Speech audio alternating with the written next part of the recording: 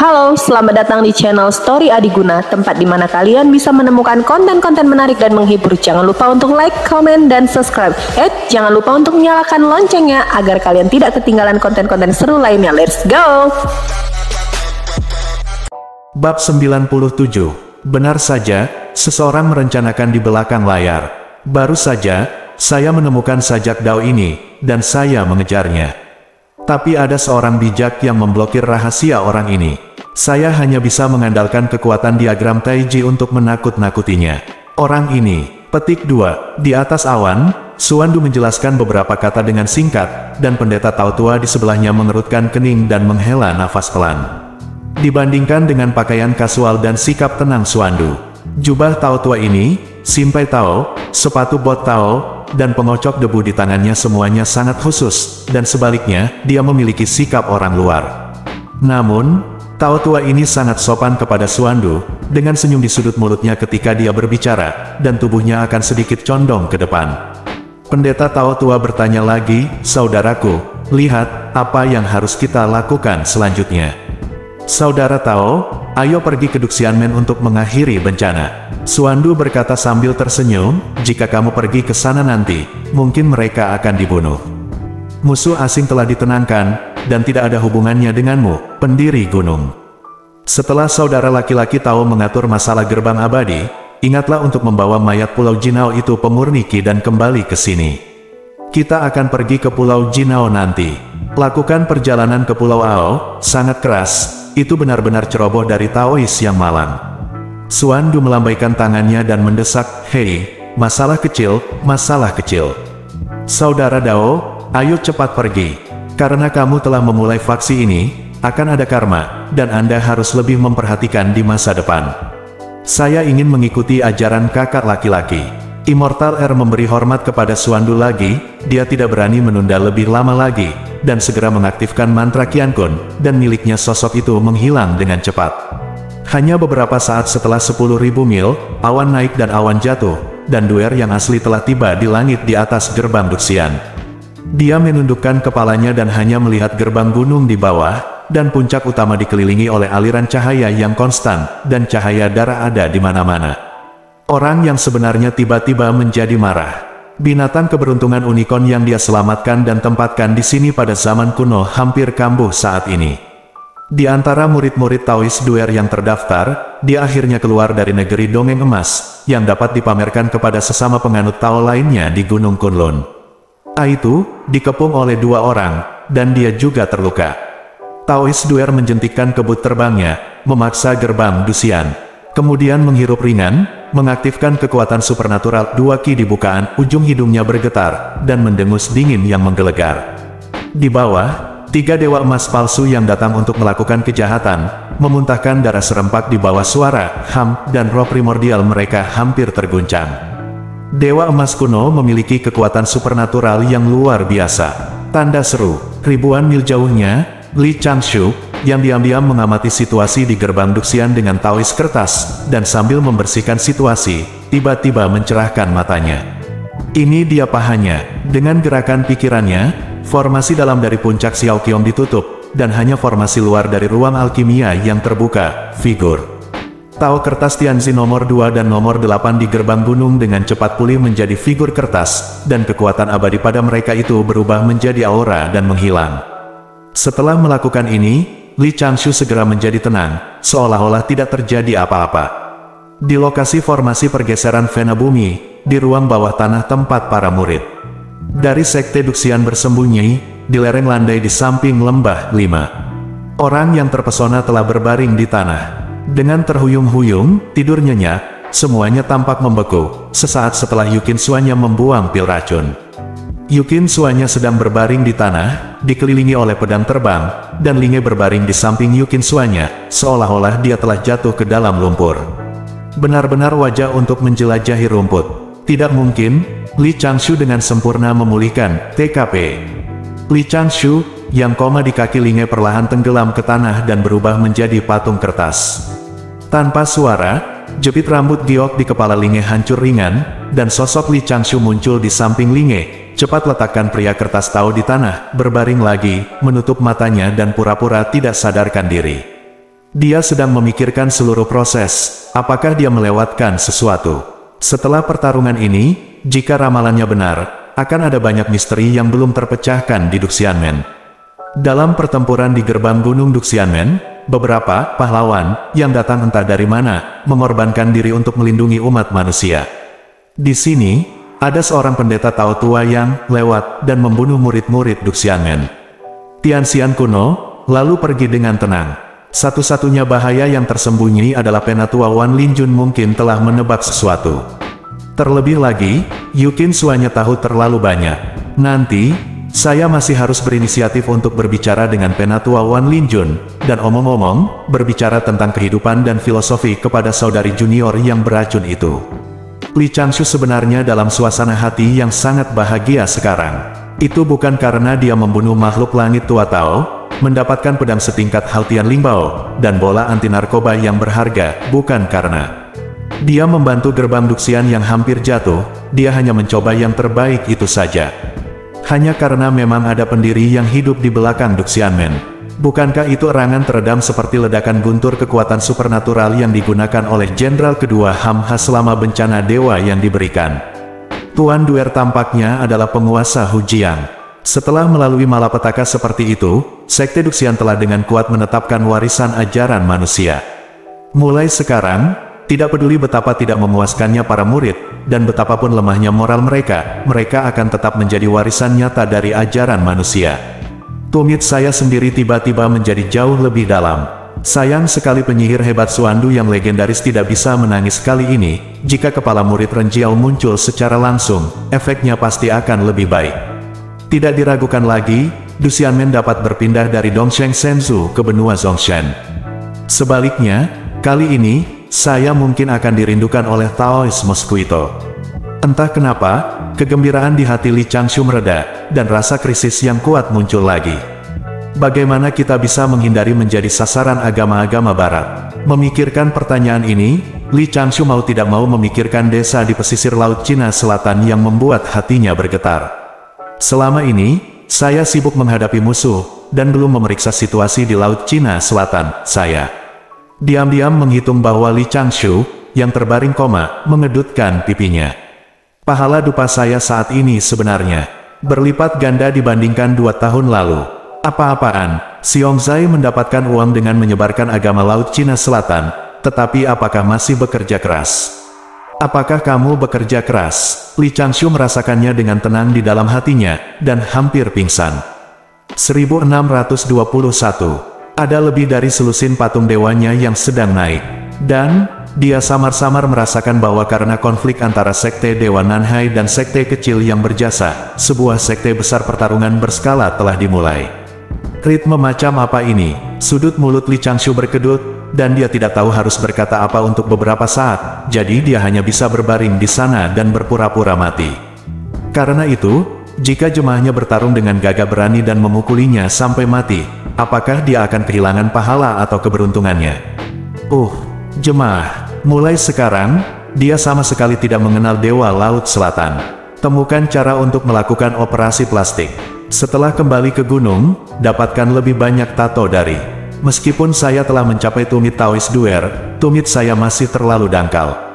Saat ini, saya hanya bisa berharap bahwa Tuan akan memasuki negeri dongeng yang sebenarnya lebih awal. Biarkan Tuan pergi ke surga untuk melakukan beberapa tugas, dan kemudian mengelabui Tuan untuk pergi ke Istana Tusita untuk bertemu dengan Tuhan Yang Maha Esa, untuk mendapatkan lebih banyak dukungan.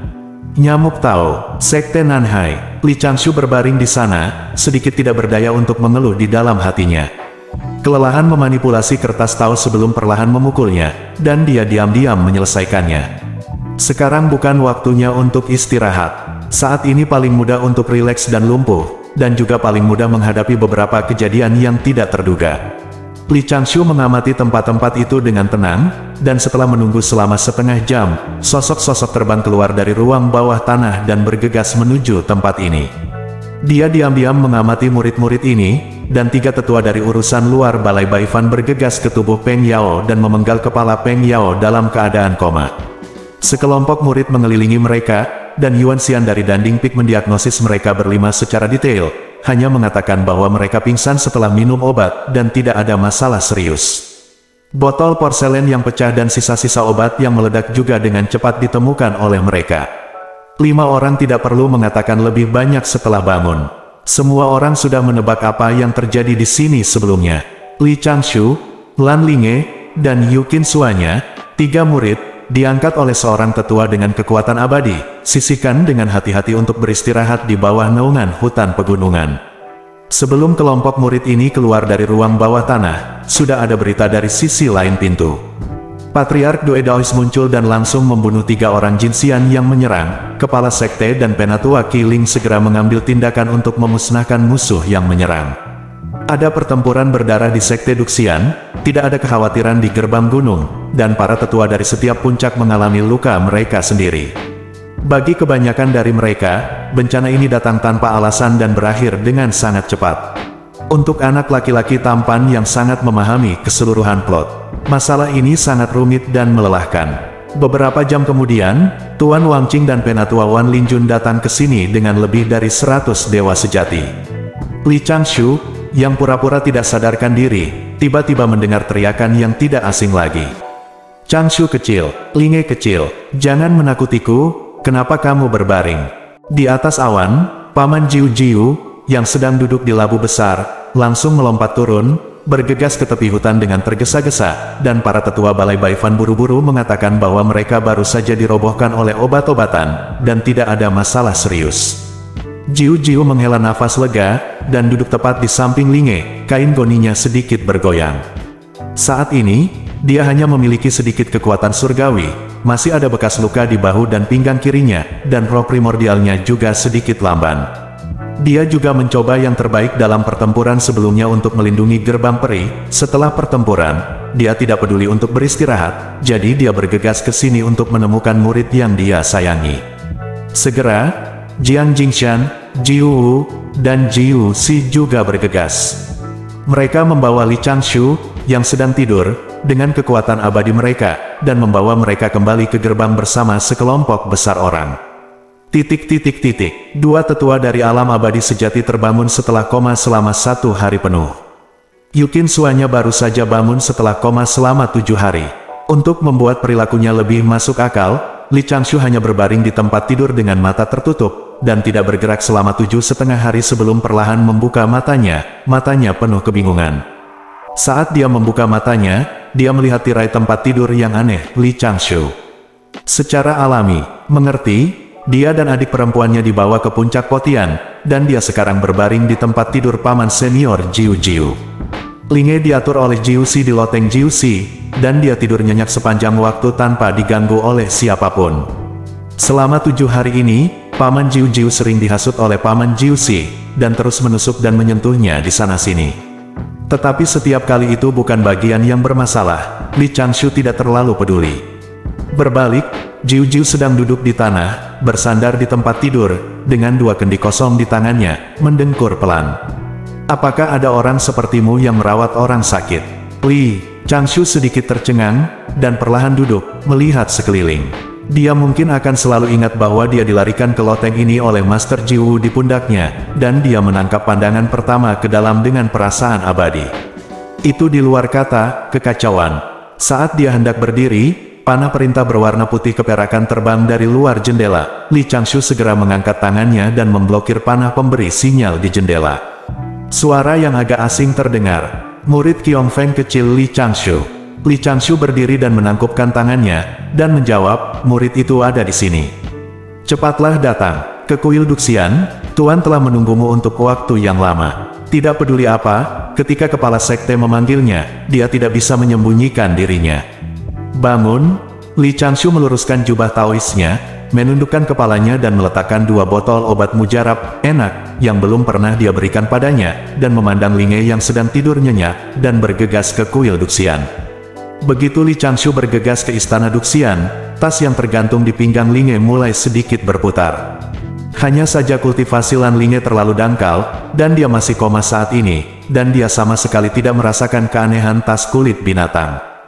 Li Changshu mengerutkan kening tanpa sadar, dan berkata dengan suara rendah, murid menerima perintah. Kepala, mungkinkah akibat dan penyamaran yang saya lakukan sebelumnya telah terlihat oleh kepala?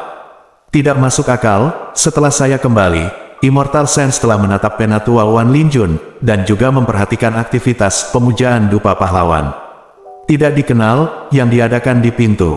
Bab 98, Masalah kultivasi Tibet benar-benar terungkap. Li Changshu telah memikirkan pertanyaan ini saat dia terbang menuju istana Duxian di atas awan. Sekarang, karena masalah Sekte Dewa Laut Selatan, dan karena kecerobohan saya sendiri, saya baru saja menghadapi Taois nyamuk yang legendaris secara langsung.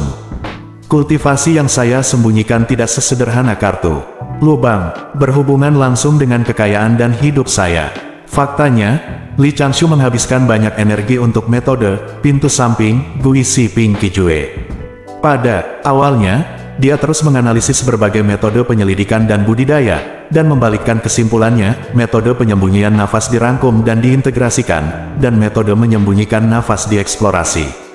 Sebelum dia melewati malapetaka, metode ini telah ditingkatkan puluhan kali, tingkat strategis yang sama dengan hukum. Tapi di hadapan Jin Xian yang tidak tahu sudah berapa lama dia hidup, Li Changshu juga sedikit tidak yakin. Saya hanya bisa melakukan persiapan dengan dua tangan. Jika pemimpin dengan sengaja mencoba mengujinya, saya akan melakukannya langsung aktifkan rencana cadangan 0. 3. Petik 1. Apa yang disebut rencana cadangan tidak lebih dari segera membuktikan bahwa Anda tidak bersalah. Pertama kali saya membuktikan bahwa saya bukan mata-mata musuh, bukan iblis asing, saya adalah murid sejati Duxianmen, tetapi itu hanya kebetulan, kecepatan latihan saya lebih cepat, dan saya tidak sengaja terbang ketika saya melintasi malapetaka. Saya jatuh di depan aula dan melihat ke depan istana megah ini. Li Changshu menurunkan pikirannya, menahan kesadarannya yang abadi, menstabilkan auranya di tingkat ke-8 Void Return Realm, dan melangkah ke dalamnya. Begitu dia memasuki aula, dia mendengar suara lemah. Ahem, murid Xiao Qiongfeng, Li Changshu. Jangan bersuara, angguk saja. Petik 2. Li Changshu tetap tenang dan mengangguk dengan lembut. Suara itu berkata lagi, ke kiri, ada pintu kecil di sudut aula, masuk saja. Jangan gugup, Pindao adalah kepala Sekte Duxian, dan aku memanggilmu ke sini untuk memberitahumu masalah kecil.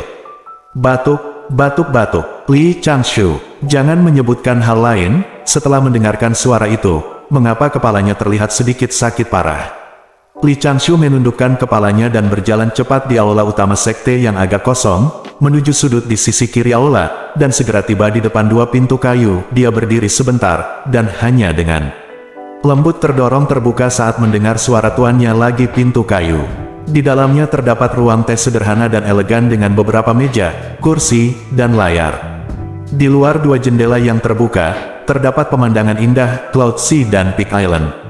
Li Changshu tidak berniat mengagumi ini, dan menatap pemuda Tao yang duduk di depan jendela. Ini adalah kepala keluarganya sendiri, murid bernama Tai King Laozi. Ji Wuyu, wajahnya seperti mahkota batu giok, dengan alis pedang dan mata bintang, tampan dan tidak terkendali, tidak perlu dikatakan. Secara umum, praktisi laki-laki yang mempertahankan wajah parubaya atau muda, jika bukan karena preferensi khusus mereka sendiri atau sahabat Tao, citra mereka tidak akan baik, akan terlalu jelek.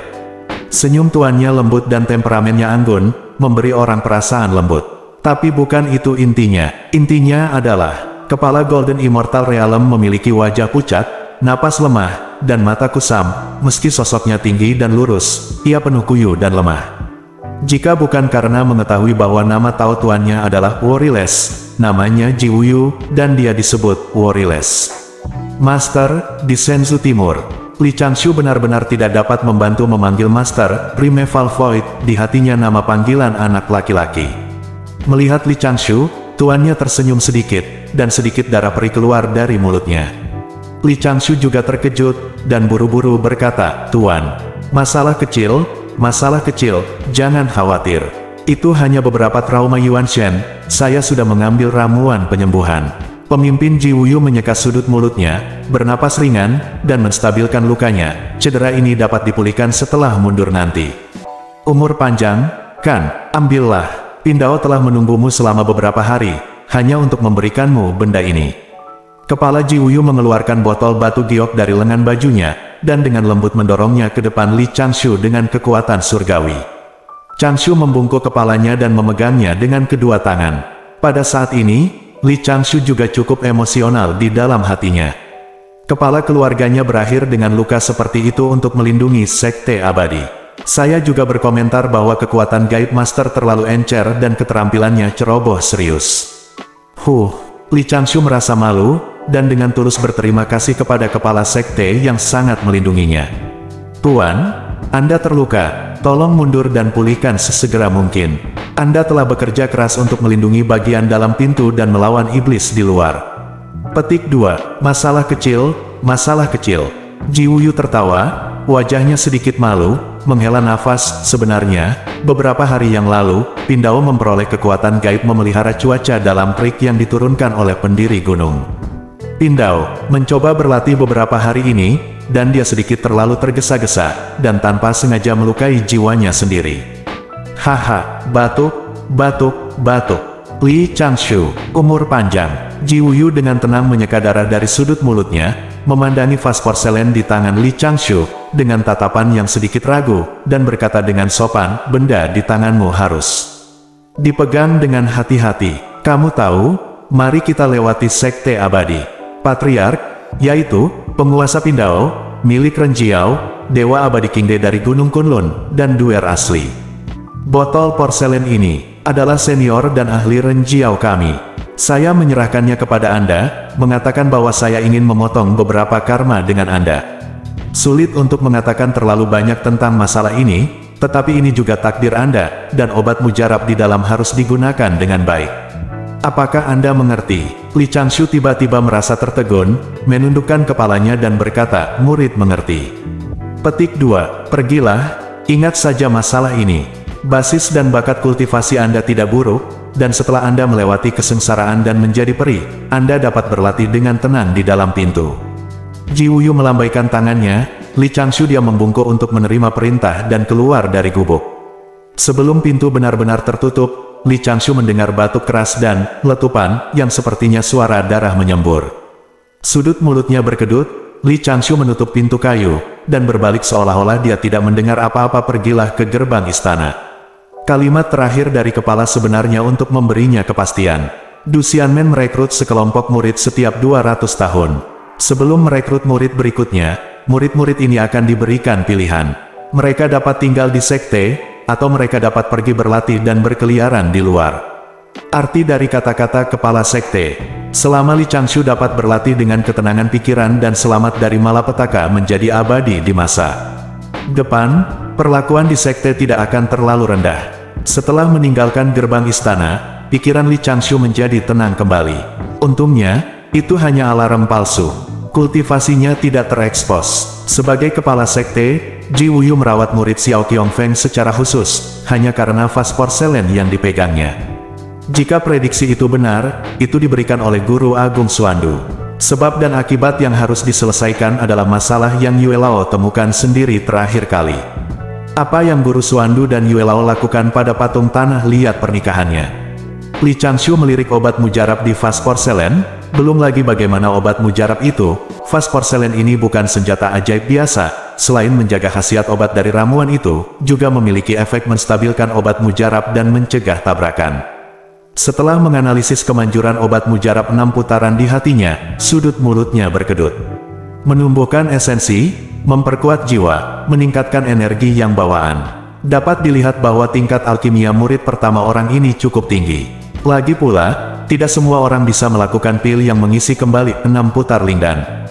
Keluarkan saja obat mujarab ini, berikan pada guru. Bagaimanapun, itu adalah obat mujarab 6 putaran, mengabaikan efek peningkatan energi bawaan yang, itu juga dapat menstabilkan jiwa, yang sangat bermanfaat bagi makhluk abadi yang keruh seperti guru. Hanya saja obat mujarab ini akan memiliki beberapa efek yang tak tertahankan pada tubuh penyuling Kipria. Sarankan Tuan untuk mencari istri guru. Kalau hanya karena pil, tidak perlu. Mengapa Anda tidak mengambil ramuan ini sebagai hadiah ucapan selamat ketika Tuan menemukan pendamping Tao? Petik 1. Li Changshu sedikit tersenyum, dan menyimpan botol porselen itu. Li Changshu perlahan melepaskan rasa keabadiannya saat dia berada agak jauh dari kuil Duxian. Adik perempuannya masih tertidur lelap oleh Paman Jiuxi, tetapi tas yang diikatkan di pinggangnya terus menggeliat. Tuan bangun, Li Changshu bergegas ke atas awan. Bagaimana menjelaskan kepada guru nanti? Dia sudah memikirkan penjelasannya. Dalam perjalanan, Li Changshu melewati Bai Fan Hall dan melihat ke depan Bai Fan Hall. Di bawah naungan pohon, dua loh batu didirikan. Di satu sisi, mereka merekam proses bencana mendadak Du Xianmen. Di sisi lain prasasti, tertulis bahwa keabadian Du Xianmen yang gugur dalam pertempuran ini. Stabilitas, sekte sebenarnya dijaga dan dipertahankan oleh setiap penyuling Qi di sekte tersebut. Sarang sendiri tentunya harus dijaga sendiri. Namun, Li Changshu segera melihat lagi, di seberang dua prasasti, di sudut lain alun-alun di depan aula. Ada 3 patung batu yang baru saja ditempatkan. Di sebelah kiri adalah peri wanita dengan sosok ramping dan wajah cantik, di tengah adalah peri laki-laki dengan wajah persegi dan pedang di punggungnya, dan di sebelah kanan adalah pria kuat dengan kapak besar dan senyum lebar. Ketiga patung batu ini cukup ekspresif, dan orang yang membuat patung batu tersebut secara akurat menangkap esensi dari setiap penginjil kertas. Ada 2 plakat vertikal di kedua sisi dari 3 ukiran batu, yang berbunyi Manusia saleh selama berabad-abad, kekaguman abadi Du Xian. Ada juga pembakar dupa kecil di depannya, dengan 3 batang kayu bakar panjang dupa. Li Changshu tidak bisa menahan diri untuk tidak menggosok bagian tengah alisnya, berpura-pura tidak melihat ini, dan bergegas ke adik perempuannya. Sekarang, Du Xianmen sedang melacak asal-usul boneka nyamuk darah, dan tumit dari teman Tao Yi Boyun yang tidak bersalah. Mengejar yang pertama secara alami untuk balas dendam, mengejar yang terakhir adalah untuk menebusnya dan memberikan beberapa keuntungan kepada kerabat dan teman dari 3 rekan Tao. Mengenai nyamuk Tao, Li Changshu merasa bahwa jika dia diam-diam mengungkapkan informasi yang dia ketahui kepada Du Xianmen, akan lebih baik merahasiakan masalah ini dan biarkan Du Xianmen mencari tanpa tujuan. Dan, orang benar, ini. Pikiran Li Changshu tiba-tiba menjadi hidup. Apakah Anda ingin mengundang beberapa pendeta kertas untuk berduka atas pemakaman, dan mencampurkan beberapa bahan berharga dan batu roh di pintu dalam bentuk yang disamarkan? Li Changshu tersenyum dan menepis gagasan itu. Pertempuran ini membuatnya memahami dengan jelas peran formasi, dan dia juga memiliki rencana yang lebih jauh dan lebih besar. Formasi Qiongfeng kecil dapat terus diperkuat dan diperdalam, dan basis formasi dalamnya dapat digabungkan menjadi formasi utuh, dan Xiao Qiongfeng dapat disempurnakan menjadi basis formasi bergerak yang besar. Di Honghuang, ada makhluk abadi dengan basis kultivasi yang mendalam, yang dapat menyempurnakan gua mereka sendiri menjadi senjata ajaib, yang bisa sebesar atau sekecil yang mereka suka. Anda dapat melakukan hal yang sama ketika Anda memiliki tingkat kultivasi yang lebih tinggi. Pada saat itu, jika ada bencana lain yang mengancam seluruh sekte, untuk maju, Anda dapat mengorbankan Qiongfeng kecil untuk membunuh musuh yang kuat. Jika Anda mundur, Anda dapat langsung memasukkan Qiongfeng kecil ke lengan baju Anda dan bersembunyi selama ratusan ribu mil. Namun, ini membutuhkan bahan berharga dalam jumlah besar dan persiapan jangka panjang. Saya tidak kekurangan waktu sekarang, jadi saya masih harus melakukannya. Li Changshu mengambil keputusan, dan tidak jauh dari sana adalah tanah kata anggur Jiuxian, jadi dia tenang dan menundukkan kepalanya. Bangunkan saudari junior terlebih dahulu, kembali ke Little Qiongfeng bersama, hibur tuannya sebelum membicarakan hal lain. Sekarang, apa yang bisa saya lakukan untuk keponakan Hanzi? Petik 1. Di samping kolam harta karun Pulau Jinao, Aoyi yang terlihat seperti pemuda tampan menatap Hanzi yang diam-diam sedih, dengan sedikit kesedihan di matanya. Kakak senior Yuan Ze diplot, pikirannya dikendalikan, dan dia melakukan hal-hal yang tidak masuk akal. Beberapa hari yang lalu, kakak senior diajari untuk mengirim tubuh dan seutas sisa jiwa kembali ke Pulau Jinao.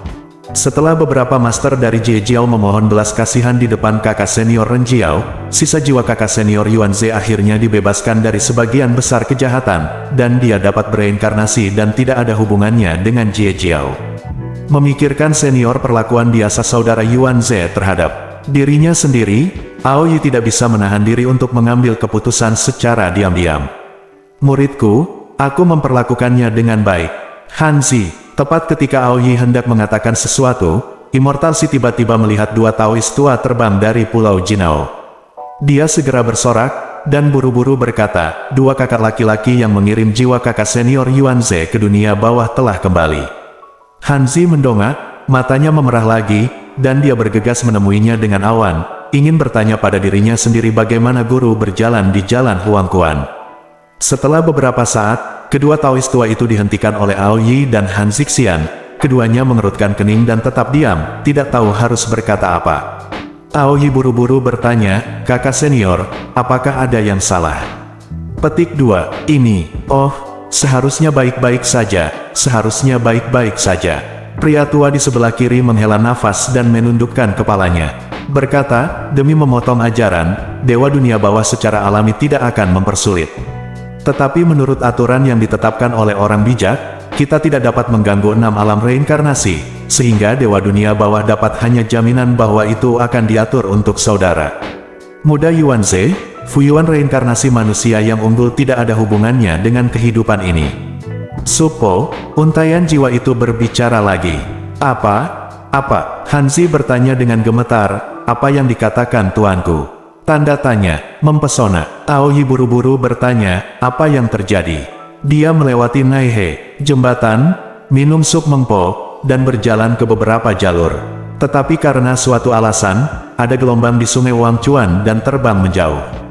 Gelombang keluar dan menjatuhkan jiwanya ke jalur hewan di sampingnya. Kami tidak dapat menyelamatkannya, tetapi jiwanya tersedot oleh cakram reinkarnasi.